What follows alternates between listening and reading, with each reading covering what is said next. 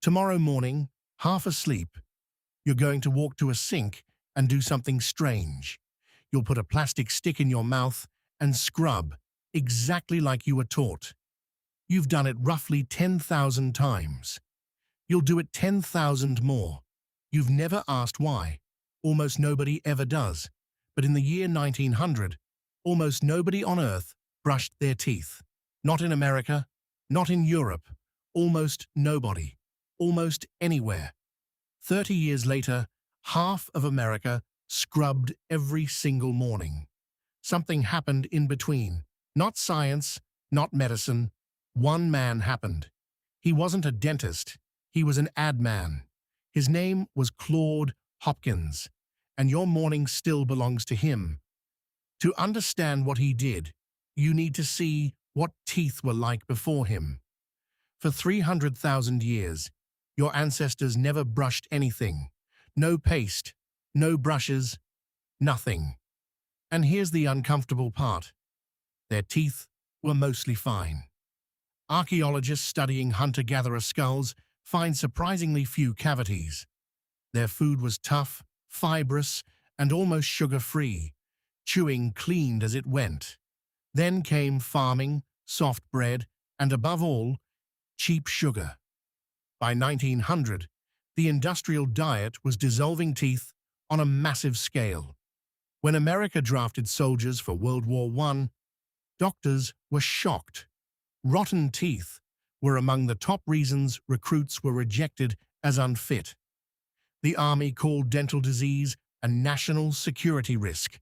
A country that could build battleships couldn't get its citizens to clean their mouths. Toothpaste existed. Only 7% of American homes had a tube in the bathroom. Selling toothpaste was considered commercial suicide. Everyone who tried went broke. Then, around 1915, a man walked into an office in Chicago with a tube. The paste was called Pepsodent. He wanted the best salesman alive to sell it. That salesman said no. Repeatedly, his name was Claude Hopkins, and by then, he was already a legend. Hopkins had made America eat puffed cereal by calling it food shot from guns. He'd sold beer by bragging that the bottles were washed with live steam. Every brewery washed bottles with steam. He just said it first. By 1907, his salary was $185,000 a year. Millions in today's money. But toothpaste was a graveyard. He refused. So his friend offered him something better than a fee, a block of company stock. Greed did what persuasion couldn't. Hopkins agreed. He gave himself one task, and it sounds absurd. Make an entire nation crave a habit it had ignored for centuries. Here's the scene nobody filmed, but everyone should know. A rented office, late night, stacks of dental textbooks on the desk. Hopkins later admitted the books were, in his words, dry reading. But somewhere in the middle, he found one sentence. The textbooks mentioned mucin plaques, a natural film that coats teeth. Hopkins stopped reading. He had found his monster. He would never mention cavities, chemistry, or science again.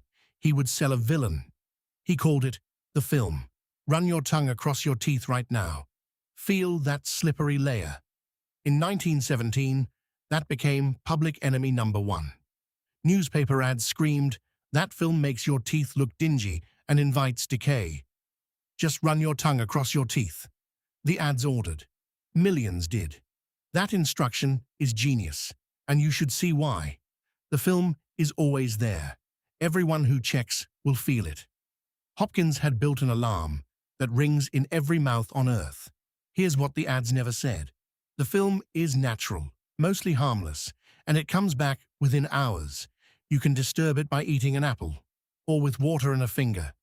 Pepsodent didn't remove it any better than plain water. Hopkins knew. It didn't matter. Fear doesn't fact-check. And fear alone wasn't even his main weapon. The second half of the campaign sold beauty. "Note how many pretty teeth you see everywhere," the ads whispered. Movie stars were getting whiter smiles. Why shouldn't you? Fear of the film. Desire for the smile. a trap with two jaws. The campaign launched. Within weeks, stores couldn't keep Pepsodent on the shelves. Within a decade, Pepsodent was sold on 5 continents. Before Hopkins, 7% of American homes owned toothpaste. 10 years after, it was 65%. By the 30s, brushing before bed was simply what humans did. Armies marched with toothbrushes in their kits. Hopkins walked away with over $1 million, 1920s dollars. He'd installed a daily ritual into an entire civilization. But this is only the surface. The real mechanism is stranger. Because here's the puzzle. Hopkins had imitators within months. Dozens of pastes, same fear, same promises. Almost all of them died. Pepsodent had something the copies didn't. And it wasn't cleaning power, it was a feeling. Pepsodent's recipe included mint oils and citric acid. Together, they made your mouth tingle. A cool, sharp sparkle on the gums. The tingle does absolutely nothing. It cleans nothing. It heals nothing. It's a side effect, a sensory accident. But customers wrote letters. Without the tingle, my mouth doesn't feel clean. Read that again. The feeling of clean had replaced clean. People didn't crave healthy teeth. They craved a tiny chemical firework. Miss a night, and your brain whispered, something's missing. Hopkins had stumbled onto a formula that would outlive him. A cue, the film you can always feel. A routine, 2 minutes of scrubbing. A reward, the tingle that tells you it worked. Cue, routine, reward. Repeat until it's not a choice anymore. In 1923, he published the recipe in a book called Scientific Advertising. Ad executives still call it required reading, 100 years later. But the worst part is still ahead. Because the formula escaped the toothpaste tube, your shampoo foams. Foam doesn't clean, but it feels like proof. Modern toothpaste contains a foaming agent for exactly one reason. You expect it. Cleaning products get a fresh finish scent, so the reward hits your nose. None of it is function. All of it is tingle. And then the formula found your phone. The red badge on the icon, that's the film. A cue you can always feel. The pull-down refresh, that's the brushing. The routine. The new likes, the new posts. There's your tingle. The people who designed your feed studied Hopkins campaigns in business school. Same loop, same wiring, different tube. You check your phone around 100 times a day. Nobody taught you. Something installed it. A stranger, in 1917, proved you could install behavior into millions of people. The people running that experiment today have supercomputers. Now the strange twist at the end. Brushing your teeth is genuinely good for you. Once fluoride entered pastes decades later, it actually prevented decay. Hopkins's manipulation accidentally became public health.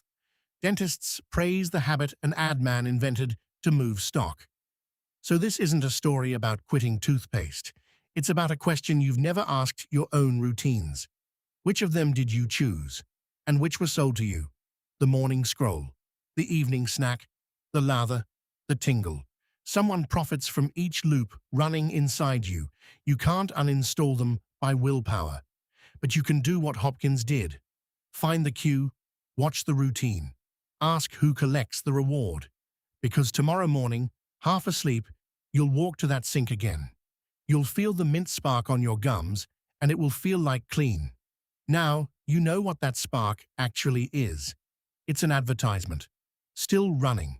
100 years after its author died. The most successful ad in history, and it plays inside your mouth. Twice a day, every day, for the rest of your life.